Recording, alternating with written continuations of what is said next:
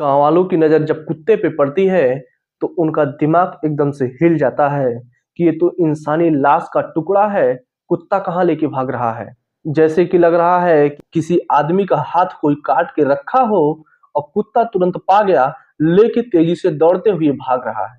गाँव वालों के दिमाग में तरह-तरह के सवाल गूंजने लगते हैं, कुत्ता कहाँ इंसानी लाश का टुकड़ा पा गया?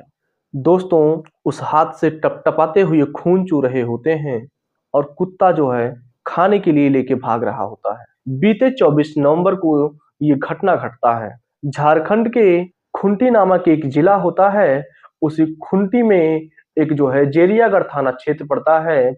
जेरियागढ़ थाना क्षेत्र के अंतर्गत जो है एक भगवान पांच टोकरी करके एक गांव होता है।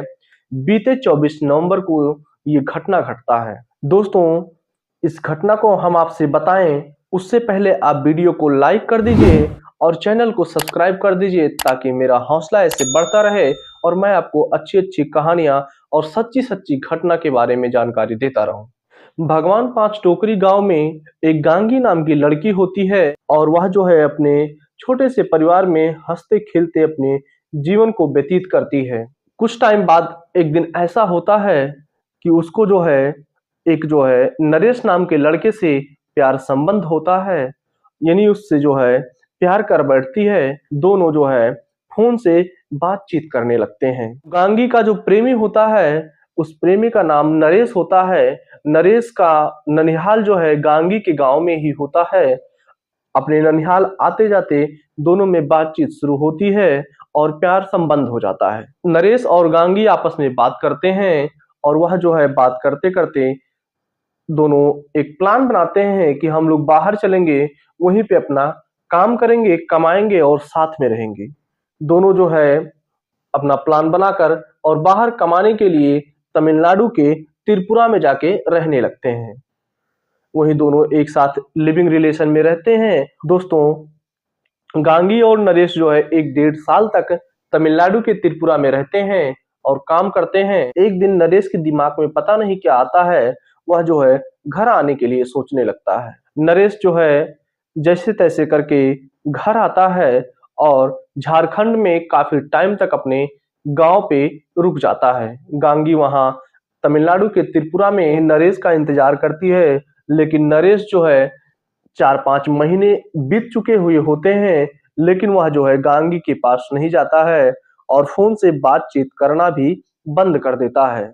यहाँ होता क्या है कि नरेश जो है एक किसी दूसरे लड़की से प्यार संबंध बनाता है और उसके बाद में दोनों शादी कर लेते हैं। नरेश जो है दूसरे लड़की से शादी कर लेता है, लेकिन इस शादी के बारे में गांगी को कानो-कान कोई खबर नहीं होती है। गांगी उसके पास फ़ोन करती रहती है और 2 मिनट 4 मिनट जो है नरेश उससे बात करता है। लेकिन गांगी जो है नरेश पे अपने साँसों से ज़्यादा भरोसा करती है, इसीलिए वह जो है एक आस लगाए बैठी थी कि एक ना एक दिन हम और नरेश जो है शादी करेंगे, अपना घर परिवार बसाएँगे। लेकिन यहाँ तो सब उल्टा हो रहा है, नरेश की दूसरी शादी भी हो गई और उसके बाद में शादी करने के बाद नरेश अपने पत्नी को लेकर अपने घर में खुशहाल से अपना परिवार को आगे बढ़ाने के बारे में सोच रहा है। लेकिन नरेश जो है अपनी पत्नी को अपने गाँव छोड़कर तमिलनाडु के त्रिपुरा में जाके गांगी के पास जो है फिर से रहने लगता है।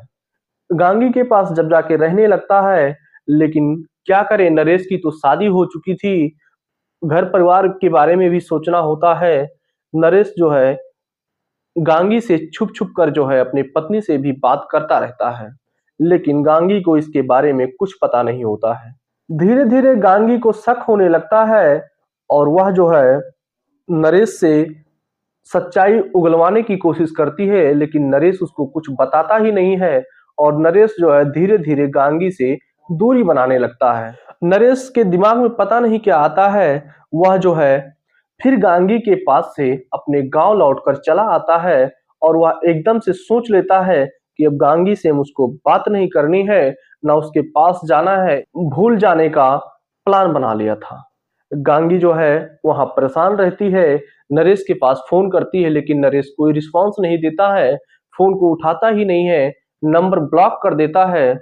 गांगी काफी वहां परेशान होती है और उसके बाद में परेशान होकर गांगी भी 8 नवंबर को आके झारखंड पहुंच जाती है और दूसरे नंबर से नरेश के पास जब कॉल करती है और नरेश के घर आने की जिद करने लगती है कि मैं आके, तुम नहीं अगर अपने मम्मी पापा से बात कर पा रहे हो शादी के लिए, तो मैं आके तुम्हारे घर पर तुम्हारे मम्मी पापा से बात करूंगी और शादी के लिए हम बात करेंगे और मैं तुमसे ही शादी करूंगी। गांगी जो है आके झारखंड पहुंचती है, लेकिन नरेश उसको जो है फोन पे बहुत कुछ समझाता है और वह जो है मान जाती है। नरेश बोलता है कि अभी तुम इतने 1-2 साल बाद जो है अपने गांव आ रही हो, पहले तुम अपने मम्मी पापा से जाके मिल लो और वहां पे जाके कुछ टाइम तक रहो, उसके बाद में हम तुमको बताएंगे एक ना एक दिन मुझको शादी तो करना ही है। नरेश उसको बता नहीं सकता था अपनी शादी के बारे में, पता नहीं क्यों छुपा रहा था। 8 नवंबर को नरेश के मना करने के बाद जो है गांगी अपने मम्मी पापा के पास वापस घर चली जाती है और ऐसे तैसे करके बीच में बातचीत होती रहती है इन लोगों से। ये लोग पता नहीं क्या प्लान बनाते हैं। 23 नवंबर को जो है, जो नरेश होता है उससे बोलता है कि मैं तुझे लेने आ रहा हूँ और जो है तुम झांसी के रेलवे स्टेशन पे आ जाओ, वहीं से तुमको हम टैक्सी में बैठा कर अपने घर लेके आएंगे।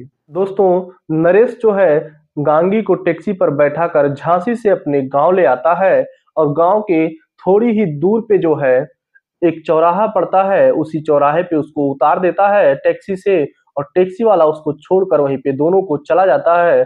और नरेश जो है गांगी से बोलता है कि तुम जो है जहां पहले हम लोग बगीचे में मिलने आया करते थे, तुम वहीं पे जाके पैदल पैदल रुकी रहो और उधर से जो है मैं बाइक लेकर आता हूँ। गांगी बोलती है ठीक है, थोड़ा जल्दी आइएगा।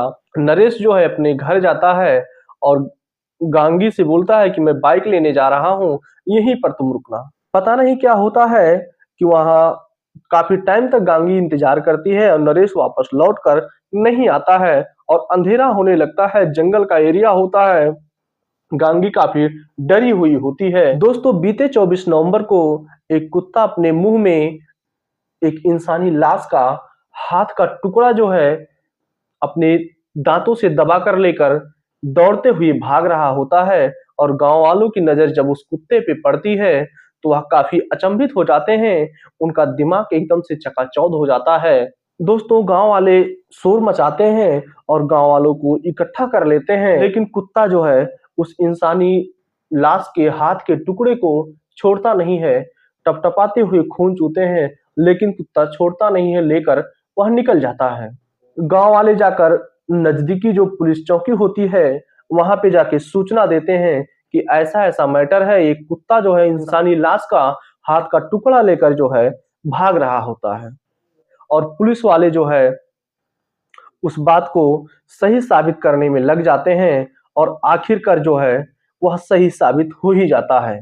दोस्तों, जब उस जंगल के एरिया में पुलिस जाती है, छापा मारती है, तो जो है वहां कुछ बैग में से कपड़े छेटे हुए मिलते हैं और कुछ आधार कार्ड जो है फटे फूटे होते हैं।